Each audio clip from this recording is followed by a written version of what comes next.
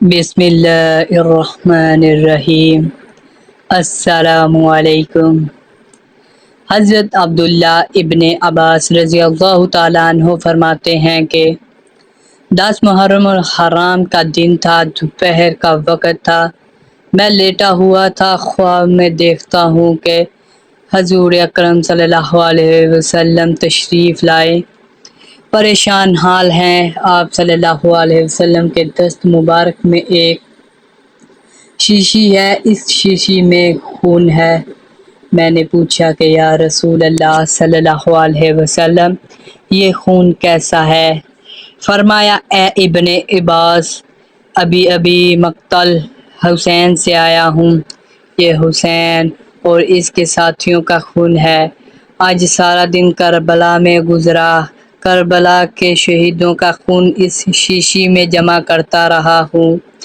ناظرین، میدان کربلا میں نواسۂ رسول صلی اللہ علیہ وسلم حضرت امام علی مقام کی شہادت کے بعد اولاد رسول صلی اللہ علیہ وسلم کو قید کیا گیا۔ نبی کریم صلی اللہ علیہ وسلم کی بیٹیوں کو بے پردہ کر کے کوفہ اور شام کی طرف لے جایا گیا۔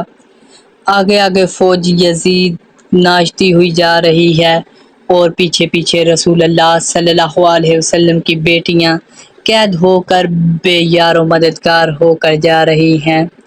فوج یزید کے ہاتھ میں تمام شہیدوں کے کٹے ہوئے سر تھے اور وہاں بغیر سر کے زمین کربلا پر جسم مبارک بکھرے ہوئے تھے۔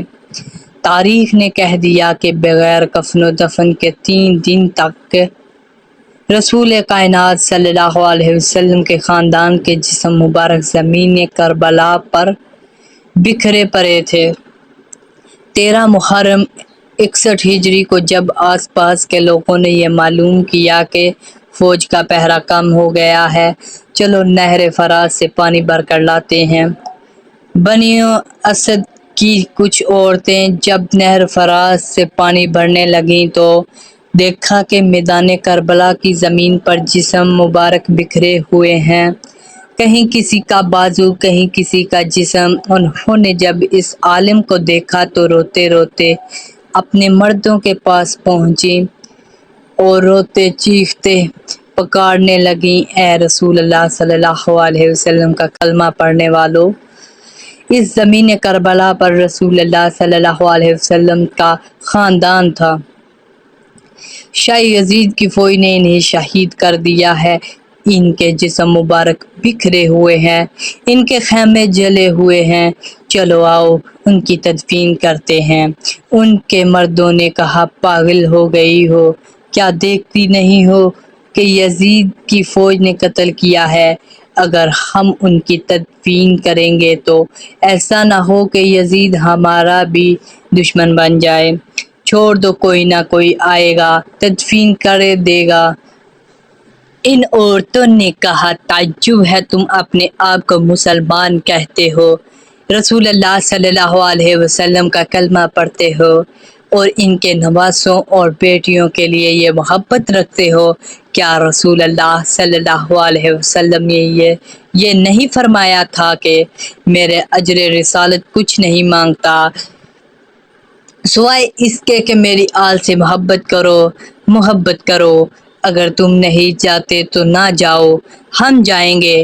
رسول اللہ صلی اللہ علیہ وسلم کے نواسے کی تدفین کرنے جب بات یہاں تک پہنچی تو مردوں میں سے کچھ کی غیرت جاگ گئی اور وہ ان عورتوں کے ساتھ زمین کربلا پہنچے۔ بس ان کا زمین کربلا پہنچنا تھا۔ دیکھتے ہیں کیا ہے کہ کسی کے جسم مبارک کا بازو نہیں تو کسی کے جسم مبارک پر سر نہیں۔ وہ سوچ میں پڑ گئے کہ کیسے تدفین کی جائے۔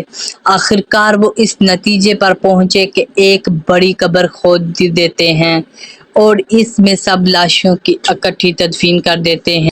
اب کہ اتنی دیر میں معجزہ سے ایک گھوڑ سوار آیا، انہوں نے سمجھا شاید کوئی فوجی ہے، اس سے پوچھنے لگے کہ تم کون ہو؟ تو گھوڑ سوار ابدیدہ ہو کر کہنے لگا، میں رسول اللہ صلی اللہ علیہ وسلم کے نواسے کا بیٹا علی زین العابدین ہوں۔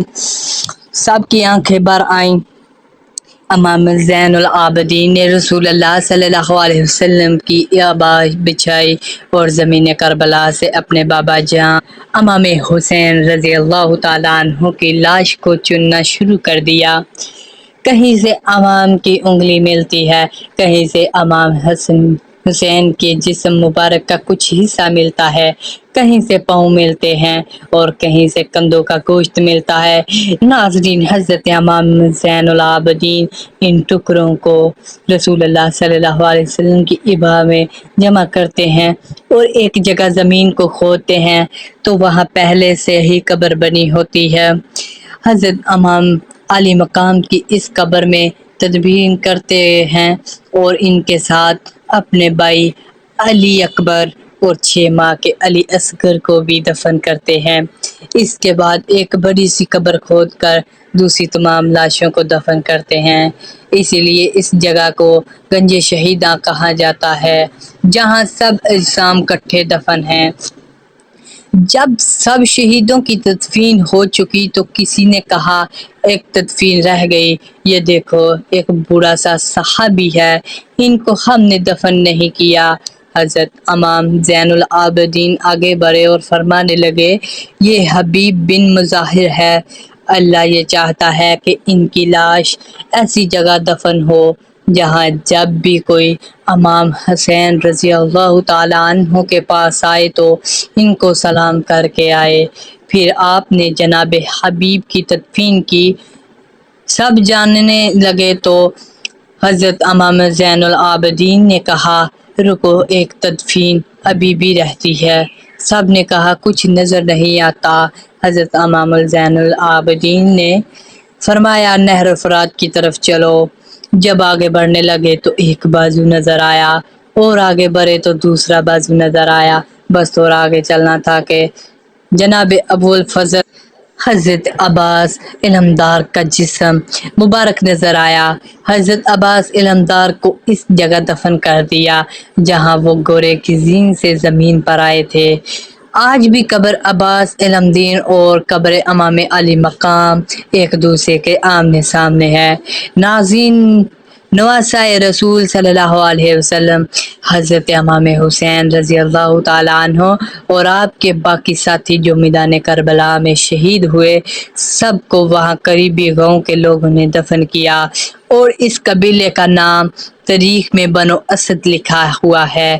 کسی ایک فرد کا نام نہیں ملتا کہ فلاں نے نماز جنازہ پڑھائی۔ مورخین لکھتے ہیں کہ امام حسن رضی اللہ تعالیٰ عنہ کے ساتھیوں میں 72 افراد شہید ہوئے۔ ان کے شہید ہونے کے ایک دن بعد مقام غازریہ میں جو بنو اسد کے لوگ رہتے تھے، انہوں نے مل کر ان لوگوں کو دفن کیا۔ تو ملتے ہیں دوستو نیکسٹ ویڈیو میں، اس وقت تک کے لیے اللہ حافظ، اللہ حافظ۔